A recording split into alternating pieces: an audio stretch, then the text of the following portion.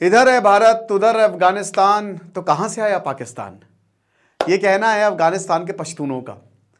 दोस्तों, बड़ी एक खबर सामने आ रही है कि अफगानिस्तान और पाकिस्तान ने एक दूसरे पर फायरिंग कर दी। आज मैं आपको बहुत सारी चीजें बताऊंगा, पूरा बैकग्राउंड बताऊंगा। जो बॉर्डर जो कभी सील्ड नहीं था, जो बॉर्डर जहां से मस्त पश्तून जो है, तालिबानी जो है, क्रॉस करके जो फेडरली एडमिनिस्ट्रेटेड एरिया जिसको आज खैबर पख्तूनख्वा बोला जाता है, वहां पे प्लानिंग करके अमेरिका पे हमला करते थे, वही जो है, वही बॉर्डर जो है, आज बताइए वहां पे फायरिंग हो रही है। और कौन फायर कर रहा है? पाकिस्तान और अफगानिस्तान। तोरखाम बॉर्डर और चमन बॉर्डर पिछले 11 दिनों से बंद है। यहां से ही सारे एसेंशियल जाते हैं। 5,000 ट्रक्स जो पाकिस्तान से अफगानिस्तान में जाने हैं, जहां पे एसेंशियल गुड्स हैं, वो जाने थे, वो जा नहीं रहे, वहीं पे फंसे हुए हैं। अब पाकिस्तान के ऑफिशियल बताता है कि अफगानिस्तान की तरफ से फायर आया, और अफगानिस्तान भी ये कहता है कि पाकिस्तान की तरफ से फायर आया। तो दोनों फायर किए, और बताया जा रहा है कि एक आदमी मर गया, एक ऑफिसर यहां पे मर गया है, और एक घायल है अफगानिस्तान की तरफ से। तो ये हिसाब किताब है। दोनों देश जो है वो क्लैश कर गए हैं बॉर्डर पे, आप समझ रहे हो। और अब पता नहीं ये कैसे रुकेगा, क्योंकि ये तो बड़ी डेंजरस चीज है ना। उधर अफगानिस्तान का एक मर गया है, आप दुश्मनी उस लेवल की देख रहे हो कि बॉर्डर पे फायरिंग हो रही है, बॉर्डर पे फायरिंग हो रही है, ट्रक्स लदे हुए हैं, वहीं पे खड़े हुए हैं, फायरिंग हो रही है। तो मुझे नहीं लगता कि पाकिस्तान अब रिश्ते सुधार पाएगा, बहुत डरा हुआ है, हालात बहुत खराब है। तो हम थोड़ा सा बैकग्राउंड जानते हैं, लेकिन उससे पहले बता दूं कि आज लास्ट डे है जो हमारा साइंस का 1000 MCQ आपको कराए जाएंगे, उसका कोर्स है। कल से क्लास शुरू होगी, दोपहर में 1 बजे से क्लासेस होंगी, रिकॉर्डेड सेशन भी आपको मिलेंगे। तो 200 रुपये का मात्र कोर्स है। जिन्होंने 10,000 MCQ का कोर्स लिया है उनको कोर्स लेने की जरूरत नहीं है। तो बेसिकली है क्या कि ये 2500 किलोमीटर, 2640 किलोमीटर का बॉर्डर है पूरा ये अफगानिस्तान से।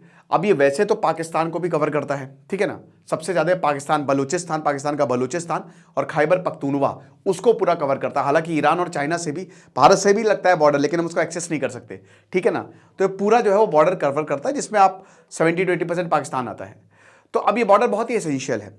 एक्चुअली क्या है कि मैं आपको कुछ चीज बताता हूं कि जो अफगानिस्तान है ना, पाकिस्तान का एग्जिस्टेंस तो कभी होना ही नहीं था, है ना। पाकिस्तान आप ये समझो कि वो ऐसे बस पैदा हो गया, एक नया देश जो अभी 70 साल पहले बना, उसको कभी आना ही नहीं था।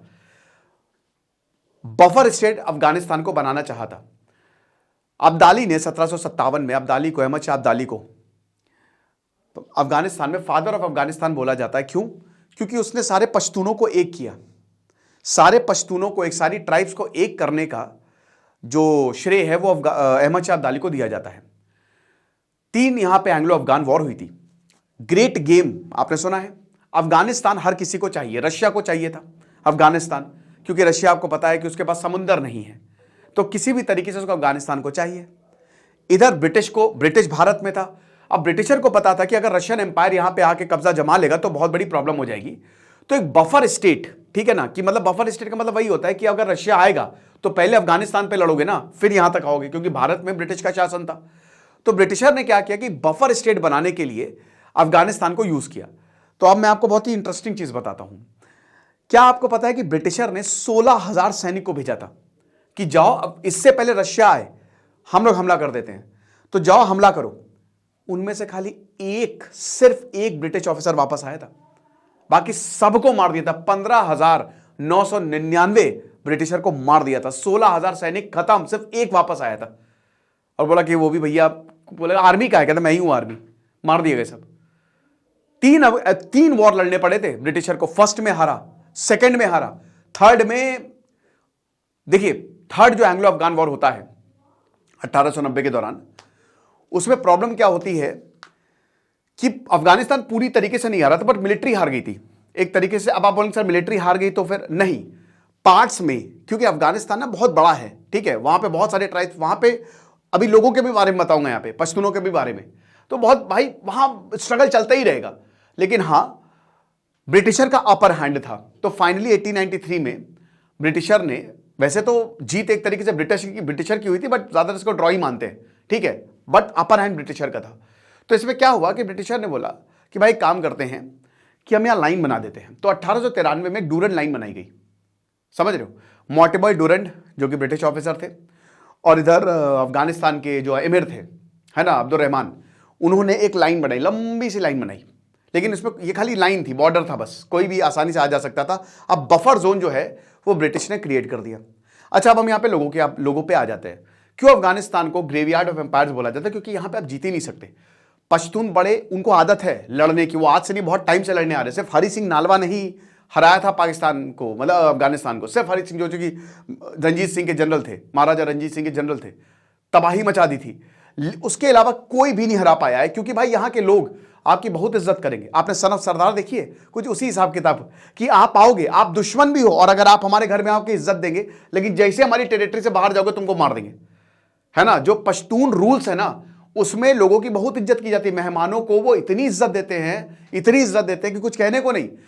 और बदला उनके अंदर बेटा ऑनर, कुछ प्राण जाए पर वचन ना जाए, और प्राण जाए पर सम्मान ना जाए।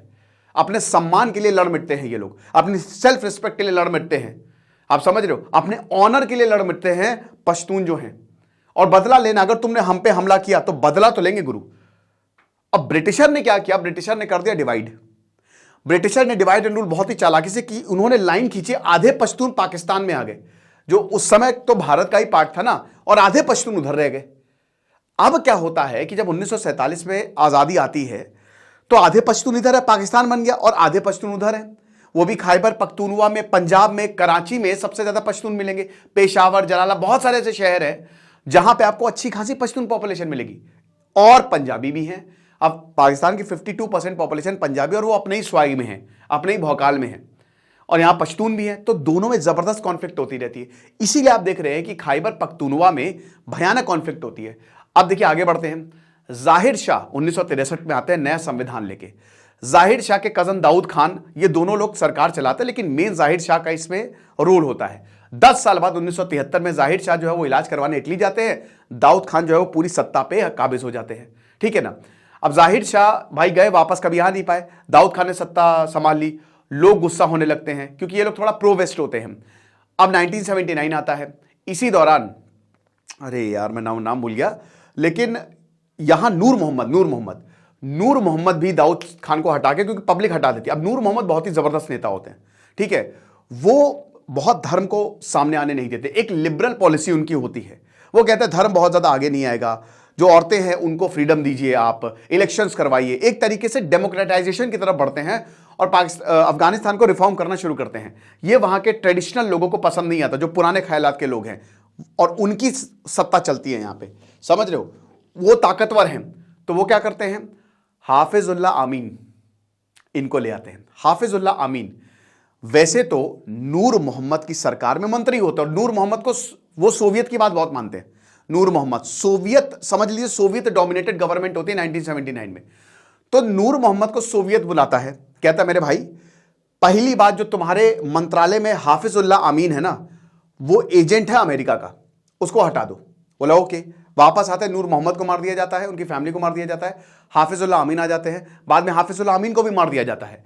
सोवियत, अब उसको पता लगता है कि भाई अब हमको आर्मी उतारनी है, कुछ नहीं हो सकता। तो 1979 में सौर रेवोल्यूशन आता है, कम्युनिस्ट रेवोल्यूशन।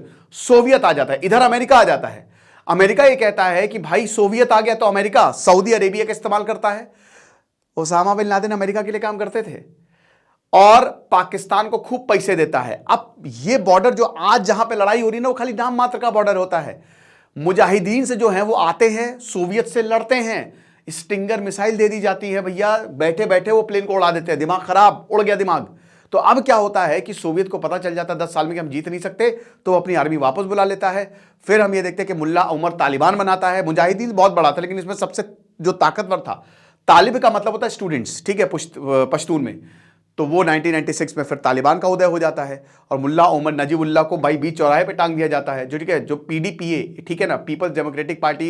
ये पीडीपीए जो है, ये एक संगठन होता है जो कि स्टूडेंट क्या, जो कि 1979 में बनता है, ये सबसे ताकतवर होता है, लेकिन बाद में इनको खत्म कर दिया जाता है और तालिबान आ जाता है। अब खेल खत्म। फिर 2001, 1996 से लेकर 2001 तक इसमें तालिबान रहता है, और फिर 9/11 होता है, फिर अमेरिका आ जाता है, और अमेरिका भी फिर वापस 20 साल बाद चला गया। अब जीत ही नहीं सकते। अब यहां पे पाकिस्तान का क्या रोल है भाई?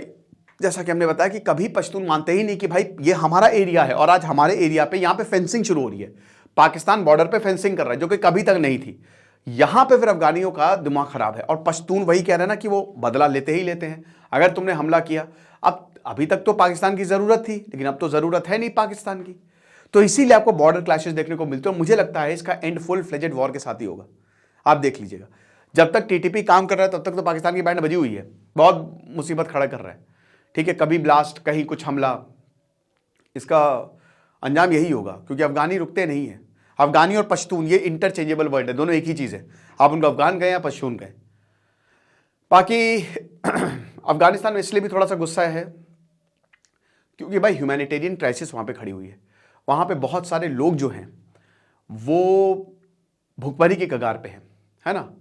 आप अफगानिस्तान की क्रिकेट टीम देखिए, जैसे वो लड़ती है ना वैसे ही अफगान लड़ते हैं। अगर अफगानिस्तान में बढ़िया सरकार होती ना तो इस समय अफगानिस्तान की क्रिकेट टीम नंबर 1 पे होती। ये हिसाब किताब। एनीवे, तो यही है। बाकी जो भी अपडेट होगा हम आपको बताएंगे। आप हमारे कोर्स को अवेल करें, आपको बहुत ज़्यादा फायदा होगा। खुश रहिए, पढ़ते रहिए। देश से सिद्धांत तक नहीं होता। Signing off.